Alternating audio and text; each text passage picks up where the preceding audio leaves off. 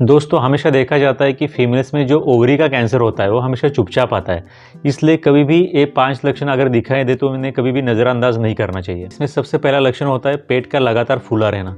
अगर किसी भी फीमेल को बार बार अपना पेट फूला हुआ लगता है और दवाई खाने के बाद भी ठीक से आराम नहीं हो रहा है तो एक गैस हो भी सकती है और बहुत से केसेस में गैस नहीं भी हो सकती। अगर पेट लगातार फूला हुआ रहता है तो ये एक ओवेरियन कैंसर का लक्षण भी हो सकता है। इसके बाद दूसरा लक्षण होता है जल्दी पेट भर जाना।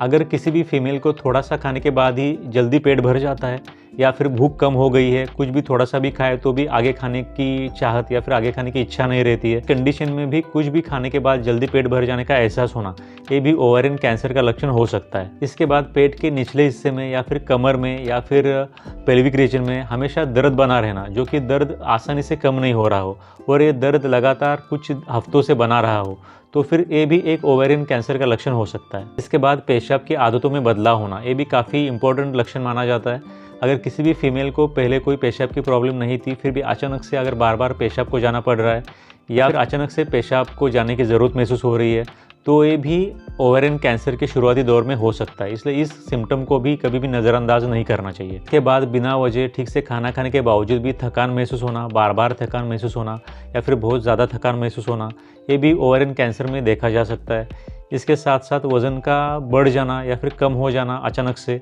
ये भी ओवेरियन कैंसर का शुरुआती लक्षण हो सकता है। खास करके वज़न कम होना ये इस केस में ज़्यादा देखा जाता है। लेकिन अगर किसी भी फीमेल की एज 40 साल से ज़्यादा है तो फिर उस फीमेल में ओवेरियन कैंसर की शुरुआत में वज़न बढ़ भी सकता है। तो अभी मैंने जिन भी सिम्टम्स या फिर लक्षणों के बारे में बात की, ये लक्षण दिखने में तो बहुत छोटे लगते हैं, लेकिन ये लक्षण अगर लगातार बने रहें तो एक कैंसर या फिर ओवेरियन कैंसर की शुरुआत को भी इंडिकेट कर सकते हैं। इसलिए इन लक्षणों को सही समय पर पहचानना और इस तरह के कैंसर को सही समय पर डायग्नोस करना बहुत ही इंपॉर्टेंट हो जाता है, क्योंकि यही उस पेशेंट की जान भी बचा सकता है। थैंक यू वेरी मच दोस्तों।